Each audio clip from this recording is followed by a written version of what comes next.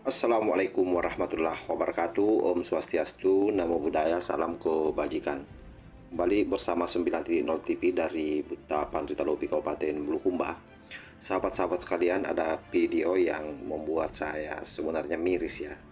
Kenapa saya mengatakan bahwa saya miris? Karena orang ini merasa memiliki kekuatan yang besar, merasa memiliki keahlian yang bisa melihat lebih jauh apa yang akan terjadi kepada Pak Prabowo dan memberikan warning supaya Pak Prabowo berhati-hati karena jangan sampai kemudian katanya diracun. Coba bayangkan Mbak Lawi yang satu ini. Mungkin sahabat-sahabat setelah mendengar videonya akan ketawa bercampur marah dengan mendengar dan melihat orang ini. Coba kita dengar dulu seperti apa framing yang kejamnya. Saya pesankan kepada untuk Bapak Prabowo ya, dengarkan ya. Berhati-hati Bapak Prabowo dalam segala bidang di istana atau di luar. Dari segi makanan, minuman, segalanya harus Bapak Prabowo ini ada orang yang dipercaya. Ini coba dengar ya, seolah-olah memperhatikan Pak Prabowo, padahal kita tahu bahwa makhluk ini tidak mendukung Pak Prabowo kemarin. Dia mendukung Gibran Rakabuming Raka. Cuma kemudian ada yang lagi viral ini soal akun Pupu Papa yang disadarkan kepada Pak Gibran. Lalu orang ini berupaya membentrokkan antara Pak Prabowo dengan Gibran dengan membangun narasi seolah-olah peduli terhadap Pak Prabowo, jangan sampai katanya diracun.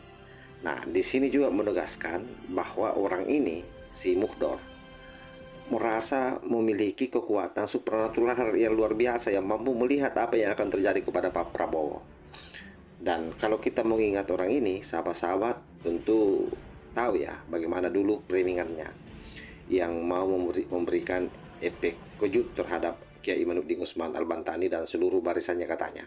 Istilahnya beliau akan memberikan tegangan tinggi terhadap Kiai Imad dan seluruh orang-orang yang berdiri di samping kiri kanan Kiai Imad yang merungkatkan nasabnya. Nah, coba kita lanjut lagi. Jadi saya ingatkan, jangan sampai api dalam sekam ini membara. Karena kalau Pak Prabowo ini terjadi sesuatu sampai meninggal dunia, ini Fufu Papa ini akan jadi presiden. Ini jelaskan apa yang dia bangun, narasi yang dia sampaikan. Jangan sampai katanya presiden keracunan karena makanan, lalu kemudian Pupu Papa yang menjadi presiden. Nah, tentu secara tidak langsung dia mau mengatakan bahwa jangan sampai kemudian Gibran Rakabuming Raka menjadi presiden setelah Pak Prabowo meninggal, efek dari orang-orang dalam. Nah, sepertinya memang pengungsi dari Yamang ini tidak memahami kultur kita ya, bahwa di kultur kita itu, ini kita bicara kultur dulu, belum kita bicara bagaimana kotaknya aturan yang ada di kepresidenan. Kultur kita itu tidak ada yang mau melakukan hal-hal yang sifatnya seperti yang disampaikan ini, apalagi terhadap pemimpin, meracuni pemimpin dan seterusnya. Itu tidak ada sejarah di Indonesia ini, apalagi ini bukan lagi zaman kerajaan.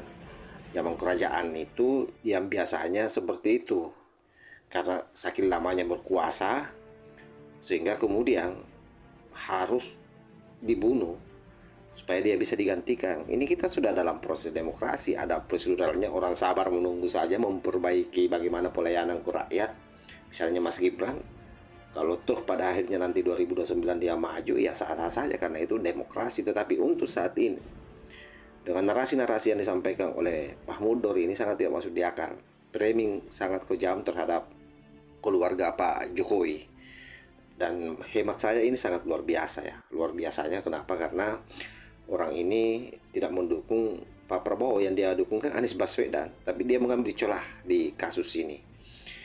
Nah, yang kedua, secara protokoler, aturan di dalam kepresidenan itu saya kira sangat ketat. Yang namanya makanan itu ada tim ahlinya tersendiri, tidak membutuhkan kelambak lawi di situ untuk mau menyampaikan apa yang menjadi visi depannya terhadap Pak Prabowo terkait dengan soal racun itu. Seolah-olah dia sudah tahu bahwa ada perencanaan yang dilakukan oleh akun Pupu Papa yang dia sandarkan ke Pak Gibran.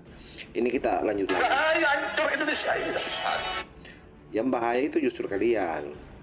Kenapa saya bilang bahwa yang bahaya itu kalian? Karena selama ini kalian sudah melakukan klaim-klaim terhadap wilayah-wilayah yang ada di Indonesia, termasuk melakukan pemalsuan makam, melakukan pergantian sila orang-orang yang memiliki nama besar di negeri ini, mereka para pejuang kita.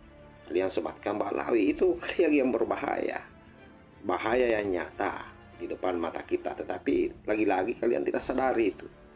Kalian masih merasa bahwa hari ini akan mendapat simpati kepada rakyat, padahal apa? Hari ini kalian semua sudah tidak didengar lagi di tengah-tengah masyarakat. Kita tidak berharap dia menjadi presiden. Kemudian dia mengatur dirinya sendiri aja nggak bisa. Luar biasa ya, memang kurang ajarnya ini. Bagaimana mungkin Pak Gibran disepelekan seperti itu? Kita sudah melihat realnya kan bagaimana Gibran hari ini, begitu dicemooh apa. Tapi apa dia jawab dengan kinerja. Ketika dikata-katai bahwa tidak bisa membawa sambutan, apa yang terjadi? Dia sambutan tanpa teks.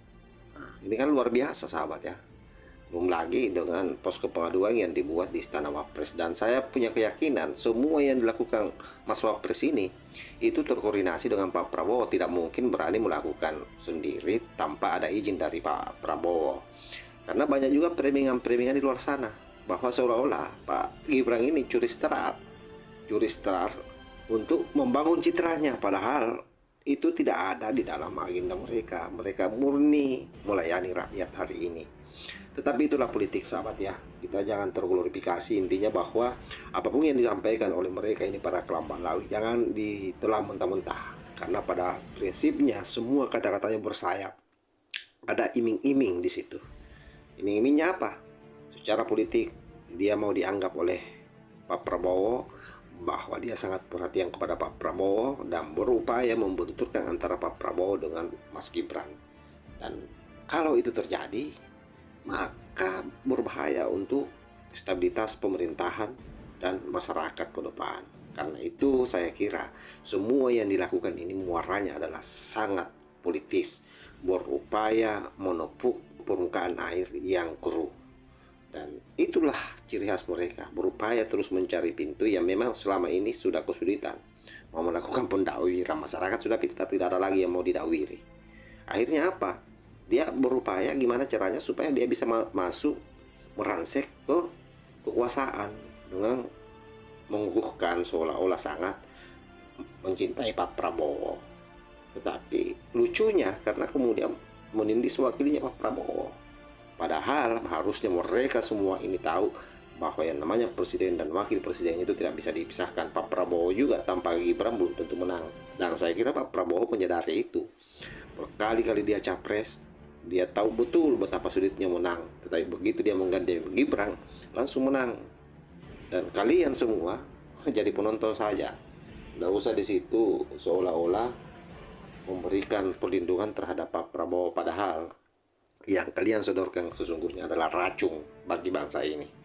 Wallahul muwaffiq ila aqwamit thoriq. Wassalamualaikum warahmatullahi wabarakatuh.